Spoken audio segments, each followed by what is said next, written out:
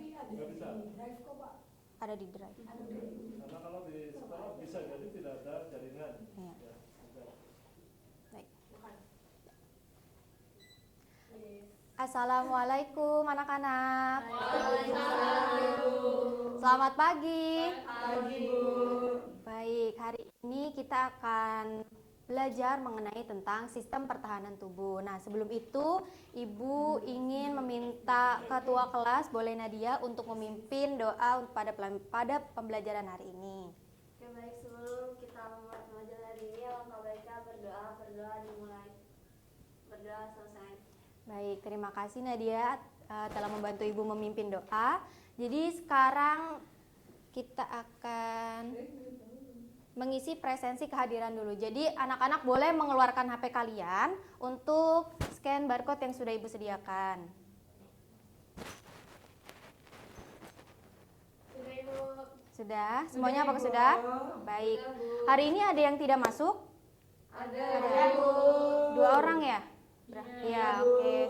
Kenapa itu? Kalau boleh tahu. Sakit Males, Ibu, Males. Sakit kok Bu, sakit kok berkabar ke saya Bu. Oke. Ibu, tipsen. Tips. Bisa Kak, Inka doang. Oke, nanti yang nggak masuk nanti boleh konfirmasi ke Ibu ya apa alasannya. Jadi nanti boleh dikabari ke temannya untuk menghubungi Ibu seperti itu. Terima kasih ya anak-anak. Sama Bu. Nah, dari pembelajaran kali ini kita akan membahas sistem pertahanan tubuh. Nah, kita akan mempelajari tentang apa itu pertahanan tubuh dan fungsinya juga mekanismenya. Jadi untuk anak-anak boleh bantu Ibu untuk membaca tujuan pembelajaran kali ini. Mungkin Via boleh bantu Ibu untuk membaca tujuannya. Tujuan pembelajaran 1. Peserta didik mampu memahami tentang apa itu sistem pertahanan tubuh dan fungsinya. 2. Peserta didik mampu memahami dan menjelaskan mekanisme sistem pertahanan tubuh non spesifik. Baik, terima kasih Via. Jadi kita akan mempelajari dan mengetahui apa itu sistem pertahanan tubuh dan juga fungsinya, serta memahami dan menjelaskan tentang sistem pertahanan tubuh non spesifik seperti itu.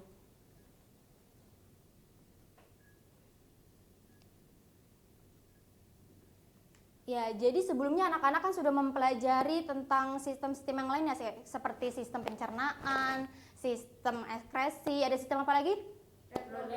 Reproduksi. Ya, jadi seperti itu. Nah, tubuh juga mempunyai sistem pertahanan tubuhnya gitu. Nah, gunanya itu untuk melindungi diri kita dari bibit penyakit yang berbahaya seperti itu. Nah, maka dari itu kita hari ini akan mempelajari sistem pertahanan tubuh. Nah, pada gambar pertama itu ada kondisi demam. Anak-anak pernah demam? Pernah. Nah, biasanya kalau kalian demam itu gimana rasanya di tubuh? Menggigil, terus panas, iya, lemes, pusing, pingsan, iya kayak gitu. Nah, jadi demam itu ternyata bukan hanya sakit yang seperti itu ya. Ternyata ini salah satu mekanisme tubuh dalam melindungi tubuh gitu. Jadi adanya demam ini bertujuan untuk sebagai sistem pertahanan tubuh seperti itu. Nah, jadi Ibu harapkan dengan mempelajari sistem pertahanan tubuh, kalian bisa mengerti tubuh kalian sedang mengalami apa, demam seperti apa, terus tubuh kalian kondisinya seperti apa. Jadi kalian bisa lebih memahami dan lebih bersyukur lagi apabila kalian sedang dalam kondisi yang sehat seperti itu. Dan yang gambar kedua itu adalah penemu vaksin, yaitu Sarah Gilbert. Nah, penemu vaksin waktu itu pada tahun 2019 kita pernah terkena COVID-19 ya. Nah, itu ya itu merupakan serangan dari virus ya. Nah, maka dari itu ada hubungannya dengan sistem pertahanan tubuh gitu. Jadi apabila mempelajari sistem pertahanan tubuh dengan baik dan akan melanjutkan pembelajarannya selanjutnya, itu bisa saja anak-anak termotivasi untuk menjadi ilmuwan, dokter, atau yang lainnya. Tuh. Nah, boleh jadi content creator juga boleh. Enggak dong. Masa jadi dukun Bu? Nah, jadi content creator juga boleh bisa mempengaruhi dan menyajikan informasi ya yang tepat pastinya gitu. Bu jadi dukun dosa nggak Bu? Iya kan dukun nggak ada ilmiahnya ya, dia cuman ngarang aja dia itu. Kalau ahli alternatif Bu, Alternatif apa? Yang itu gelang. atau penyakit iya Ibu. Nah itu mungkin aja. Oh mungkin aja itu dia memang dulunya belajar tentang tulang ortopedi gitu. Nah itu bukan ilmuwan ya. Mungkin ada ilmunya sendiri. Oke baik, balik lagi untuk ke pembelajaran. Ibu ingin meminta kalian untuk mengerjakan pretest terlebih dahulu. Jadi boleh dikeluarkan lagi HP-nya. Iya Ibu. Boleh di scan ya. Ibu kasih waktu 5 menit untuk mengerjakan pretest. Udah, Bu. Udah? Inka udah? Siapa lagi yang udah? Udah Bu. Iya Bu. Oke baik. Oke, kalau udah berarti kita akan lanjut ke pembelajaran.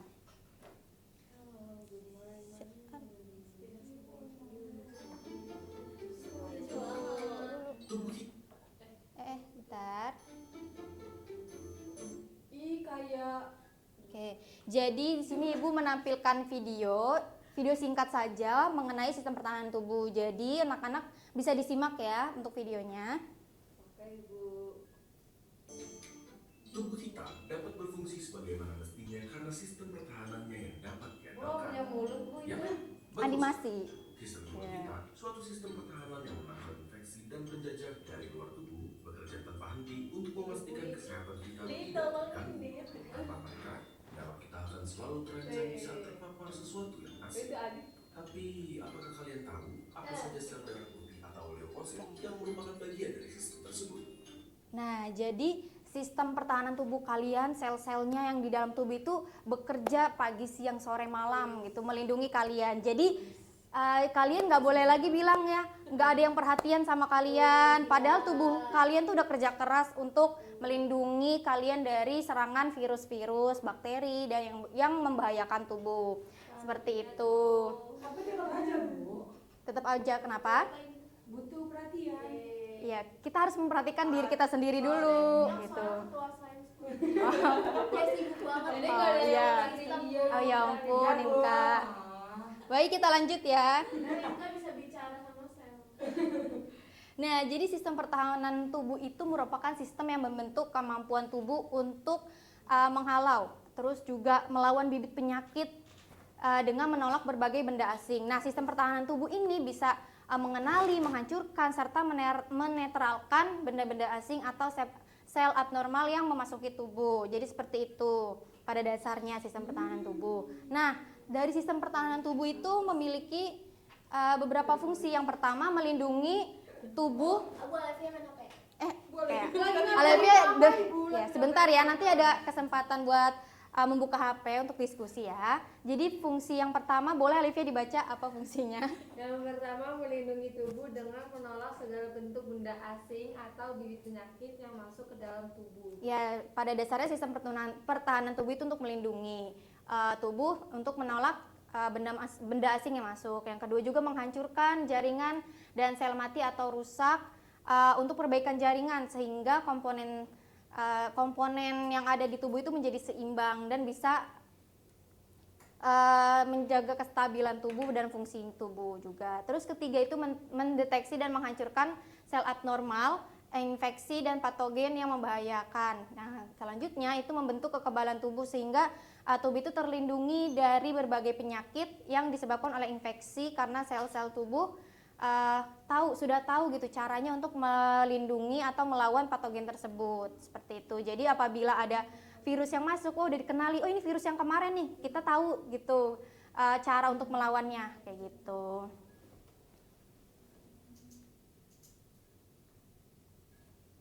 Loh.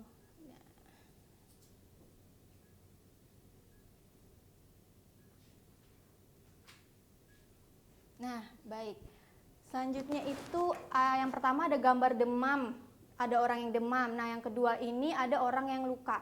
Nah, dari kedua gambar ini tuh berhubungan dengan mekanisme pertahanan tubuh. Yang pertama kan demam, yang kedua itu luka. Nah, maka dari itu kita akan mendiskusikan pada hari ini bagaimana mekanisme demam atau peningkatan suhu tubuh dalam memerangi atau sebagai sistem pertahanan tubuh, dan juga luka yang kita alami, misalkan anak-anak mengalami luka, nah itu bagaimana mekanismenya yang ada di tubuh, sel-selnya kah yang bisa untuk menghalau atau mencegah penyakit berbahaya atau mencegah infeksi seperti itu. Nah, Kalau di hati gimana? ya. Kalau kayak di hati gimana, Bu? Aku nggak bisa disembuhin, Bu. Luka di hati itu karena perbuatan atau seperti apa? Karena cinta. Kita masih kelas 11 Inka. Anak-anak masih kelas 11, jadi fokus untuk menyembuhkan luka yang ini dulu ya. Kita akan mempelajari bagaimana mekanismenya gitu. Belum diobati, Bu, nggak bisa, Bu. Nah, Bisa, Bu, sakit. itu harus ikhlas Via. Oke. Oke, lanjut aja ya. Kita lanjut aja. Nah, kelompok ini Ibu udah membentuk kelompok ada tiga kelompok. Yang pertama Yusi, boleh langsung duduk di sini. Yusi, Salsa, dan Via boleh bergabung untuk kelompok 1. Oh ya nggak ada. Oke, nggak apa-apa. Jadi Kalau saya campur. Inka sama Nabila, nggak apa-apa. Kelompok 2. Kelompok 3 itu ada Nadia dan Jila. Boleh. Nih kelompok 1 duduk di sini. 3 di mana, Bu? Satu mana ya? Kelompok 1 di sini. Kelompok 2 di sini. Inka sama Nabila jangan di belakang, di depan. Di depan. Biar kelihatan. Bisa di depan, Bu. Gak apa-apa. Kan kamu ketua sains harus bisa. Ibu mana? Nah, Ibu akan bagikan LKPD. Jadi di LKPD ini ada soal-soal yang boleh dengar penjelasan Ibu untuk pengerjaan LKPD. Jadi kalian bisa mengerjakan LKPD ini secara berkelompok sesuai dengan yang Ibu bagikan. Jadi Ibu kasih waktu sekitar 5 menit untuk mengisi LKPD ini. Ada yang ingin ditanyakan? Belum. Jelas, sangat jelas. Boleh dikerjakan. Nih, ini untuk kelompok 2, ini kelompok 1. Apaan, Bu? Ini nggak jelas nih, Bu. Ini kelompok. Mana yang ada yang tidak dimengerti? Nomor 10, Bu. Halaman ketiga ya berarti. Nomor 1 ada 4 soal. Ibu, Jila nggak mau ngerjain. Oh, Jila. Saya doang. Ya, jadi kalian boleh membuka HP, buka bukunya juga boleh anak-anak, bisa nyari sumber.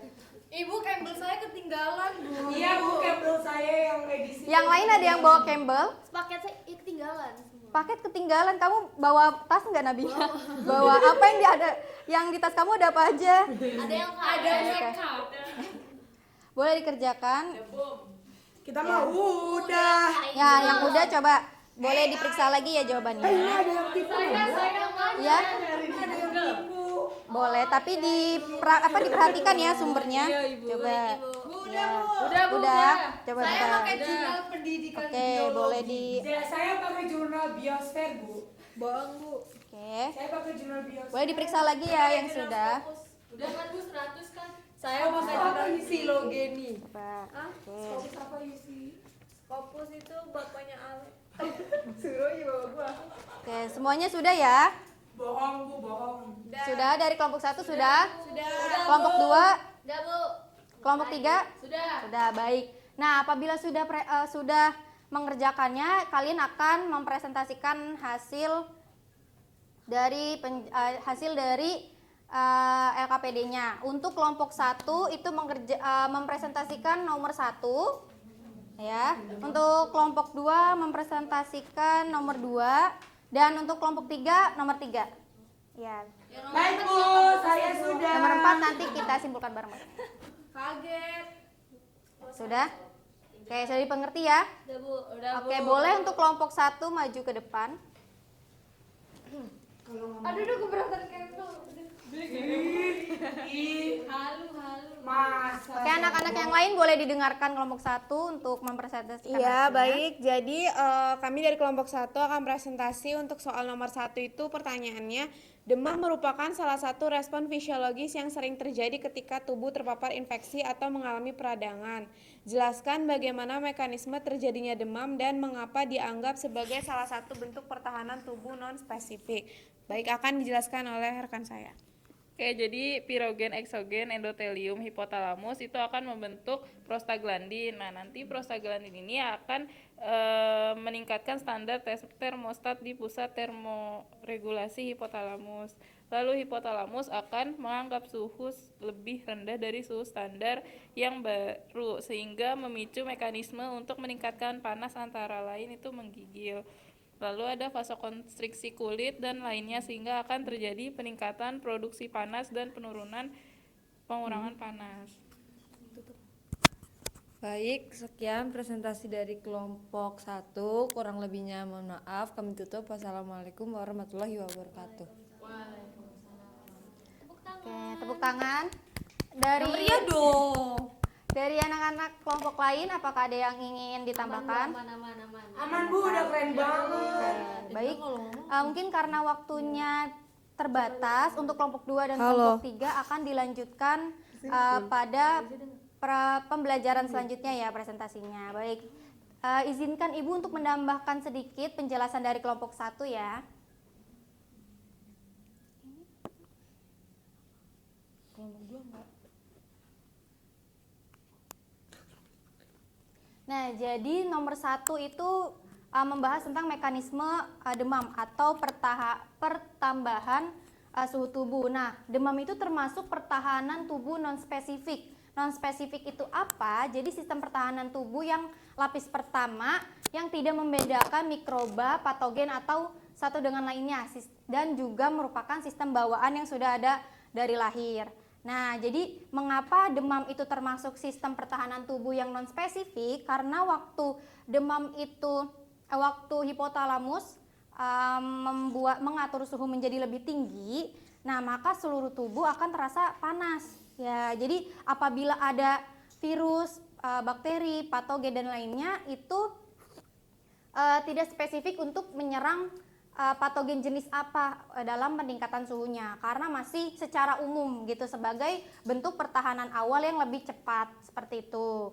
Nah, maka dari itu demam juga termasuk sistem pertahanan tubuh yang non-spesifik. Nah, selain ada sistem pertahanan tubuh non-spesifik, itu ada sistem pertahanan tubuh spesifik yang selanjutnya akan kita pelajari di pembelajaran berikutnya. Seperti itu.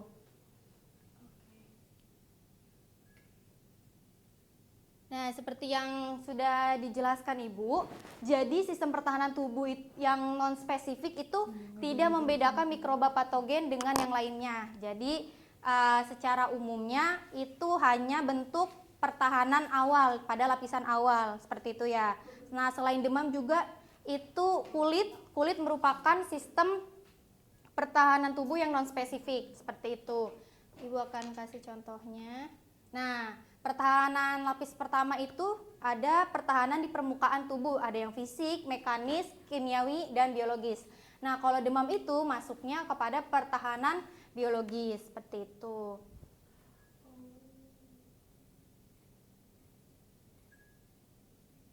Nah, ini ada pertahanan yang fisik itu contohnya kulit gitu. Jadi karena sebagian besar tubuh kita tersusun atas kulit, maka kulit bisa menjadi pertahanan tubuh yang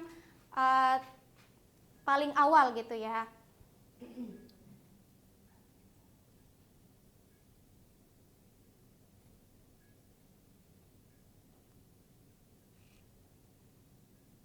Baik, selanjutnya Ibu, karena kalian sudah presentasi hasil diskusinya, Ibu minta untuk melakukan post test. Ibu kasih waktu 5 menit, kalian boleh di scan barcode-nya. Oke, dikerjakan ya. Saya ngerjain Bu. Iya. Oke, sudah semua? Sudah. Baik. Susah ya Bu? Susah Bu? Enggak dong. Karena kan tadi udah dijelasin kan? Aman? Aman? Enggak Bu, Ya. saya nilainya jelek. Baik, untuk pada pembelajaran hari ini siapa yang bisa menyimpulkan hasil? Oke, Inka mau? Saya lagi sakit gigi Bu. Nah, itu Saya jangan mungkin Bu dari tadi. Oh, oke, boleh Inka. Sistem pertahanan tubuh gitu. Apa ya? Tadi aku lupa. Dibagi dua. Nah, Nabila aja deh Bu. Nggak mau. Oke, coba Nabila boleh dibantu sama Inka. Ayo. Sistem pertahanan tubuh. Tadi dijelasin kalau ada orang demam berarti juga itu mengganggu sistem pertahanan tubuh. Ya, jadi demam itu bukan cuma penyakit, tapi dia juga termasuk ke sistem pertahanan tubuh yang non spesifik, dimana dia itu demam itu terjadi karena hipotalamusnya itu naik gitu, Bu. Jadi hipotalamus bukan naik tapi membuat suhu tubuh menjadi meningkat. Itu maksudnya, Bu. Ya, oke, baik. Terima kasih. Ya. Gitu. Jadi kita harus menjaga sistem pertahanan tubuh. Ya, baik. Terima kasih Nabila dan Ninka. Keren. Nilainya 100. Baik, selanjutnya itu ada rencana pembelajaran yang untuk pertemuan berikutnya, yaitu ada sistem pertahanan tubuh spesifik dan jenis-jenis imunitas. Jadi ya ada tugasnya nanti dikumpulkan pada pertemuan berikutnya. Baik, karena tadi kita udah membuka pembelajaran dengan doa, boleh untuk siapa, Nadia, dipimpin lagi doanya. Oke, bersiap berdoa mulai. Berdoa selesai. Baik, terima kasih anak-anak. Kurang lebihnya dari Ibu mohon maaf. Wassalamualaikum warahmatullahi wabarakatuh. Waalaikumsalam warahmatullahi wabarakatuh.